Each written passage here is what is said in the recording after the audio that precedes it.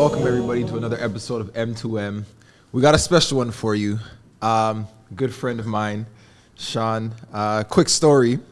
So if you ever drive in Yorkville and you're driving down Cumberland, you look to your right, chances are you're gonna see Sean chilling, smoking a cigar right outside his shop. He's known for launching one of the most important and iconic watch stores in Yorkville, in Toronto, I'd say, Watchfinder. Sean, welcome. Welcome to the podcast, bro. Thank you, guys. Thank you for having me here. For sure. Awesome, bro. So tell us about your stories. You started Watchfinder in 1999. So We're in 2022 right now. I'm a serial entrepreneur. I own every business you can known to man, and by fluke is a crazy story. It's way longer than one episode, but I ended up being in the watch business because I used to collect. And when I was a kid, I used to live on the streets. Long story, and this guy took a liking to me, and I ended up. He used to sell leather, so he goes, "Go to the flea market. I have excess leather downstairs, like boots and jackets. Sell them, and just sell them in the flea market, so you have something to do rather than staying on the street." So I started going to the flea markets at like 15 years old in London, Ontario. Started at the flea market, bought some fake Rolexes. The guy behind me would sell them. I didn't know at the time. I would go to the mall in London, and the dealer would say, "Oh, it's real." I didn't know what they thought back then. I thought they would tell me if it's real or fake. I said, "Oh, it's so good." They wouldn't tell me. So ended up being that the dealer doesn't want to get involved if it's fake or real because he doesn't know what you're going to do after. Sure. So that's where I got my first bug. Then a couple years later, I had a situation and I ended up with some watches, and then I start collecting. And from that collection, it became my passion. And in 2008, I got into retail by total coincidence and fluke and God's looking and crazy stuff. We'll talk about it one day. It's an unbelievable story. And we grew it to what it is today. We're probably number one retailer, pre-owned retailer in Canada for Rolexes. We got over 200 timepieces just from Rolex in stock. We have every brand. We have about 600 pieces in stock. We service, we finance, we're a one-stop shop, but we're very service-based first. So we cherish our relationships rather than just selling a watch and see you later. And you can look at our reviews and they'll tell you about our business. But no, because you're definitely big on the relationship thing. Like every time I come into the shop, it's always love. Even the people that work for you, they're always very respectful amongst, towards the clients that come into the shop and stuff like that. So like, what was it about watches that kind of got you invested so deeply into it? Like why watches and not like clothes or cars? I know you're a car guy as well. So I was in the used car dealer. Again, after that flea market, I had a friend of mine in London, Ontario. He had a used car dealership. I used to sleep on his couch. He's like, "Come work with me." 16, 17. I sleep on his couch. At 17, I'm running this dealership.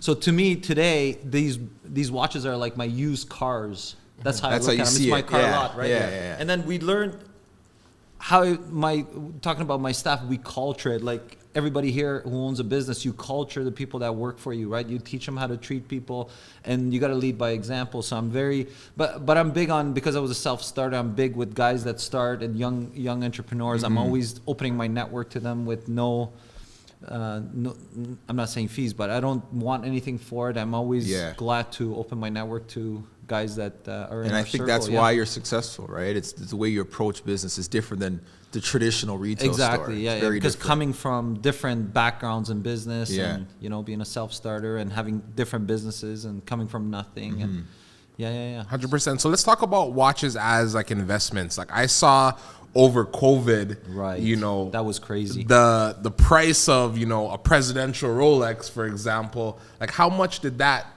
go up? President's about 45,000, and at the peak they were about 65,000 bucks. Which is crazy to me. Gold pieces with Rolex was never. They were always on their list. There was something that Rolex dealer would get just to. So dealer, how it works with the Rolex dealer, steel pieces, Daytonas, GMTs are their cream of the crop. It's always been like that, and they get Datejust and gold pieces so they got to buy 5 gold pieces to get 1 Daytona. Oh, wow. So back in the day, that's how it was. Now, because what happened with cheap money, crypto money, COVID, a lot of money came into the stock market, right? Yeah, for sure. All those CERB checks. It wasn't the CERB checks. That's not our clientele. So I have very good mentors in my business, as David knows, and they explained to me when they printed money, it's not like old school print money. They don't print money and go hand it out to people. So what they do, they inject it into the economy through debt or loans to big businesses, and then those in turn goes down like stock. If you're in the stock market, chances where you're gonna get benefits of those big numbers they used to see. Guys that get $2,000 a month, even 10 grand a month, chances are those. I don't know. David told you we're involved with a big food bank, so I'm big in charity because we used to use the food bank and we were on welfare when we came to Canada. Yeah, but that's amazing. Those people don't know how to budget, and those aren't my clients that are gonna get that $2,500. That $2,500 check is probably gone before they even got it. It was the big players that can afford $100,000 watches without even blinking an eye, right? So because our sales cycle for a watch is totally different than a car. 100%. So would you say that, watches are sound investments? Because like I said, we like to invest in real estate, but, being able to own a watch that's worth $40K and for it to go up 20 grand in a year, it's crazy. I think watches are unique investments. That's because a good one. That's you right. get value from wearing it, right? You get the appreciation from people around you, your peers, and then it still has intrinsic value still, regardless, That's right? a bonus, I think. Because back in the day, when I used to see you back in like 2018, those times you could wear a watch for a few years and you may lose like $1,000 or $2,000, but like it was worth it for the amount of time that you got to wear it, right? Right. Now we've seen that you may hold something for 1 or 2 years and you may get some money on top of it, right? So right now, moving forward, do you think we're going to revert back to how things used to be, For where sure, yeah. you We see lose it going $1,000 that or way. two, or Yeah. okay? We see the trend going that way for sure, and I think that's the proper way because watches were made to be enjoyed and worn as a accessory. Everybody got into this business as a investor. They would go to the Rolex AD with their relationships and walk over to my store, make 10 grand, right? Yeah. So when the market turned, I know a lot of newcomer dealers are stuck with pieces that they have lost 100, 200,000 per an item. So it's not, watches are not made to make money. It is investment. It's probably retaining your asset rather than, but wearing that watch, and I'm telling you right now, you wear the watch David's wearing, you walk into a meeting, and if somebody knows, he's 100%. He's way below, like he doesn't need to do anything else. He just became friends with that guy. Without talk, instantly. It's like pulling up in that Lambo or pulling up in the Bugatti. I think a watch is even more important. Yes, I think a watch precedes you because a Lambo, sometimes you pull up to a place. Don't talk bad about Lambos. I know, you're a Lambo guy. You can't find parking. So you end up parking far anyways. Yeah. Then you end up walking into this venue. And nobody saw you come out. No one saw you. Right. So what are you walking into this venue with? What are you wearing? Again, I tell people that in the 80s or 90s, when you owned a Lambo, you owned a Lambo. Today, as all of us know, for 4 or 5 grand, you can go on lease or finance a car. So easily. A car is not a measure of your wealth. A watch is. You can't go finance that watch. Facts. Right? So Facts. it's a little bit different. And then knowing to pay for a stainless steel watch, 40, 50,000 makes you a separate, because the real is shoes, right? Watch, shoes, belt, smaller things that a man, if he pays attention to it, he's doing, Yeah. If you know, definitely. And if I want to do business with a guy that knows and he's at that level, when I see his watch, it's over. So I remember in 2018, I walked into your shop and I had the 36 presidential Rolex. That you had bought in like 15. Yeah, exactly. 14, 15. I bought like 3-4 years ago, prior to that time. And he pulls this out and he's like, trust me, get this. I was just trying to get another Rolex. Right. Either a Datejust or something like that, right? With Wimbledon or something like that. He's like, no. But he upsold you. He's a good sales guy. Yeah, he upsold me because this was, do you remember what the price was when you? 26,000. 26,000. Yeah, you give me the Prezi and some cash Exactly. on top. Yeah. Exactly. And when I saw this, I'm like, bro, no one's gonna rate this. It's stainless steel. Like, who's gonna know what this is? I didn't even know what it was at that time. Oh, you didn't? Like, no, I didn't know what it was. I didn't know that. Okay. And he's like, trust me, you're gonna appreciate this in a few years. Lo and behold, in the middle of COVID, this watch went up to 70 grand. I paid 26 grand on trade-in. Yeah. So it almost tripled its value. Yeah. Tripled. And even more funny, at a point in time, I walked into a shop and I was like, Sean, I want to swap my dial out for a blue dial. And then he's like, oh yeah, if you're serious, like give it to me, like we'll get it done. And then, I delayed. I wasn't really serious about it. And then finally, when I made up my mind, I was actually going to do it. It was like maybe 8 months later, I came to him and he's like, bro, it's too late. They stopped doing that because everybody was swapping out the dials. And by automatically swapping this dial to a navy blue dial, the value had increased substantially, right? $20,000 difference. What? Okay, so talk to us about that. How much would it have cost for him to change that dial? About $2,800.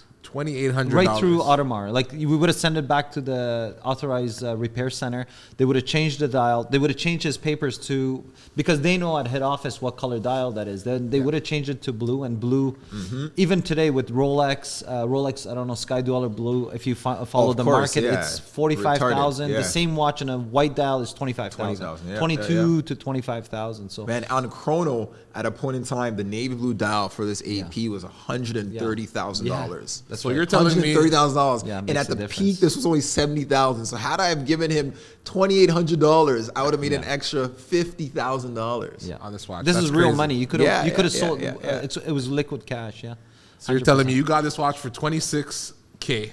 You could have put an extra $2,800 on it and flipped it to $130,000. That's a crazy And ROI. I didn't do it. That's a crazy So ROI. this brand, I know why. They're a very in-house brand. They make only limited production. Rolex is a mass produce. It's a non-profit company, so they make millions of watches. So when their watches are worth 4 times the price, it doesn't make sense to me.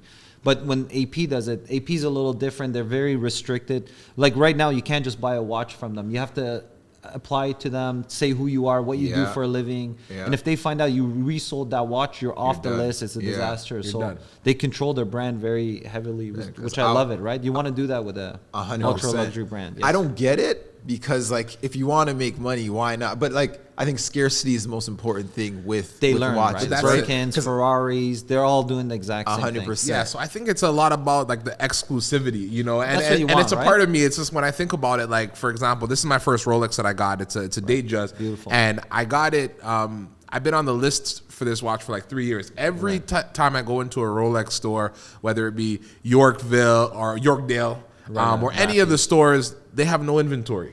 Right. I go in there and I don't know if they just have them in the back and They do. and I they can don't talk want about that and if you they don't 100%. want to give it to me, Right. or if they actually have no inventory so that they're so scarce, which makes it go up. So is that the truth? Like when I go in there, am I just not important You're not, enough? yeah, exactly. Am I not that guy? So it's called tethering, and Birkin started that. So if you do, I don't know if Hermes, Birkin, if you guys follow that brand, so it's 1-to-1. So you got to spend $1 on dishes, jewelry, scarves, like dumb stuff, and then for that value they give you a bag.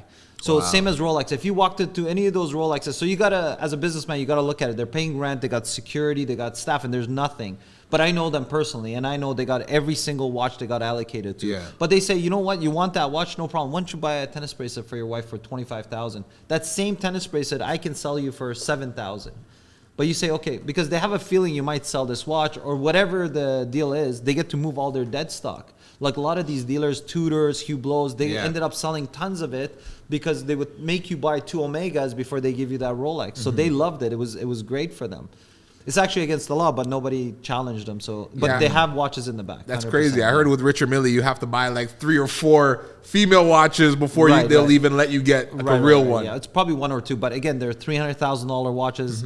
Again, they're great branding. I'll tell you, in 2014, they couldn't give it away. I actually had my friend that passed now. He was the dealer, and he was begging me to buy the dealership from him.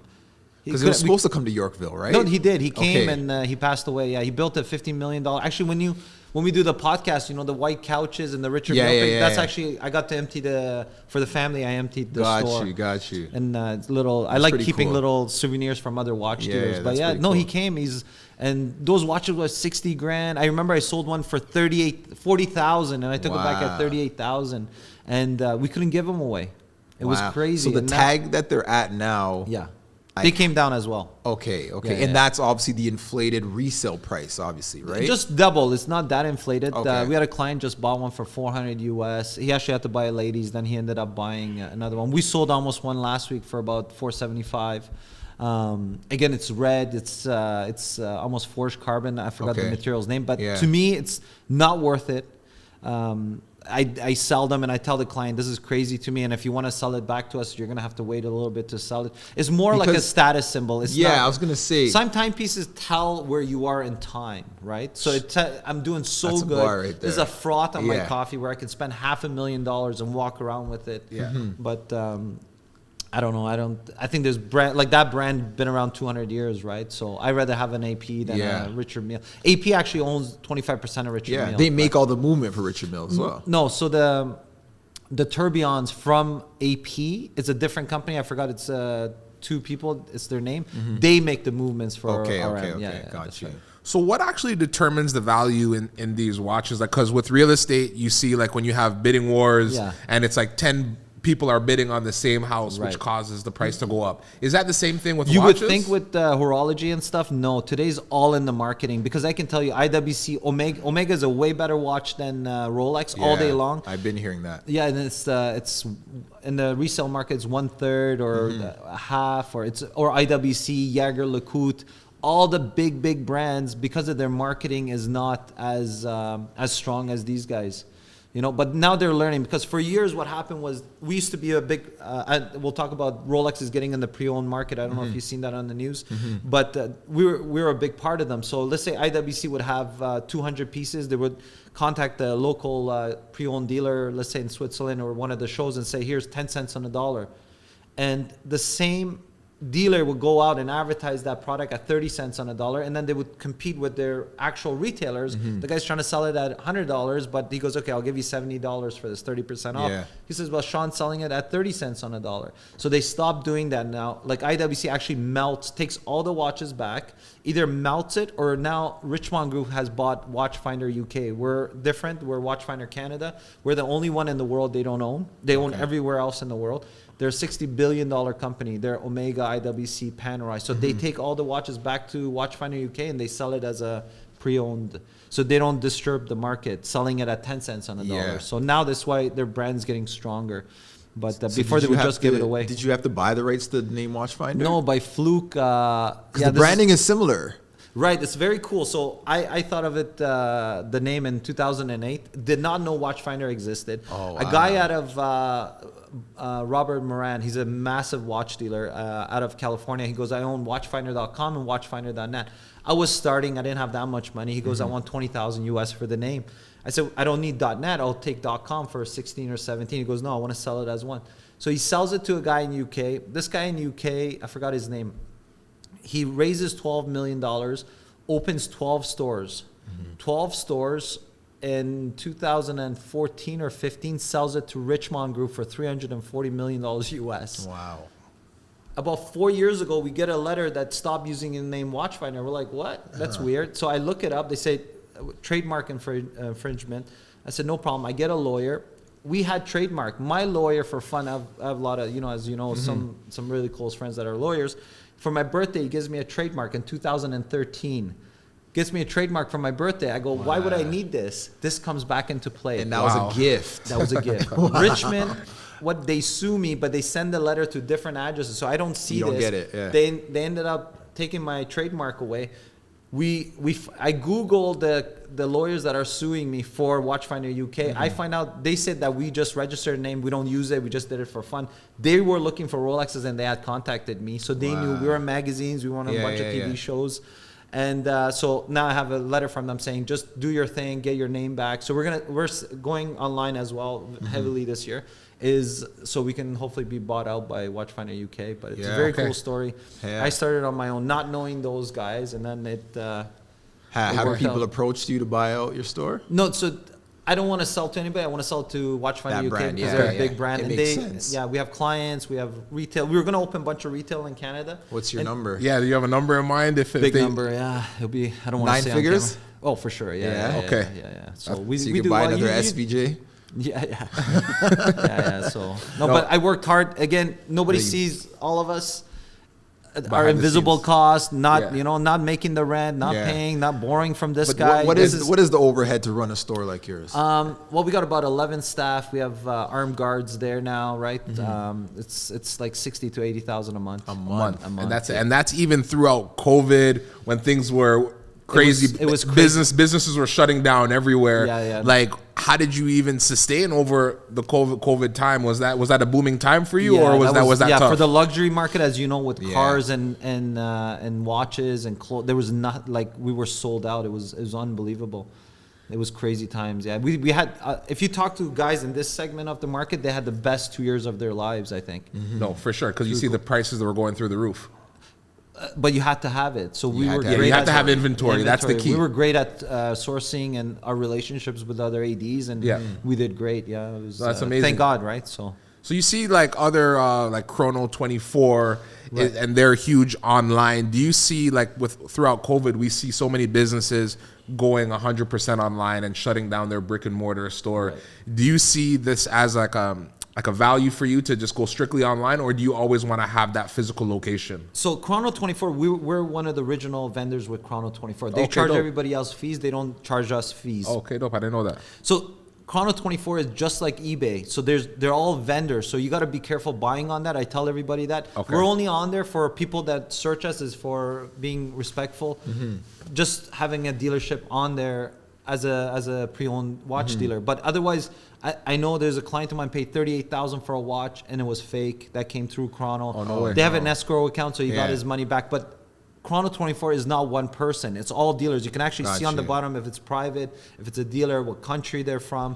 And don't forget, a lot of those watches, especially in New York and certain places, if I have a watch, you're my neighbor, I go, can I list it on my account? Because I have my own following. You list it. So everybody puts it's the exact same watch. It goes up $1,000, $2,000, $3,000. So a lot of those watches aren't listings. Yeah, it's not. If you actually, I challenge a lot of people. I go, no problem. Call that guy and see if he has the watch. And chances are, we just sold it. You did, right? But it's free advertising. Right? You leave it up there for sure. The old bait and switch, and they try to sell them something else. But they want to get a lead, right? And then upsell. So what are you interested? What else are you interested in? Because chances are, if someone's looking at a watch, not only interested in that one specific watch, there's other watches that they're also interested in. Because now you got them in the door. They know who you are. You know their name. You know what kind they like. You know their personality. That's right. Yeah. So they're always, everybody wants to know a watch guy, right? So, but what was the other part of your business? Talking about online. So we did online. So if you see watchfinder.ca, we just put up a brand new website, easier to maneuver. So as a retail business, you can sell your business, as you guys know, between 4 to 6x, right? As a tech company, you could sell it at 40x. Yeah, that's a game changer. Right? Numbers so that's are totally different. That's why we try to promote our online a lot more. Online, We on TikTok, we're big on TikTok under Watchfinder. I have my own Insta. We have a store Insta. One of our TikToks just hit like 1.3 million views. Oh, crazy. And free advertising. I always promote TikTok and Instagram to starters. I said this is free advertising. 10 years ago, if you had to get 1 million views, you would pay thousands of dollars in advertising, right? So, but so our goal is to be an online retailer. 100%. But there's so much fraud; it's unbelievable. And that's another thing you said about like safety concerns and stuff like that as well.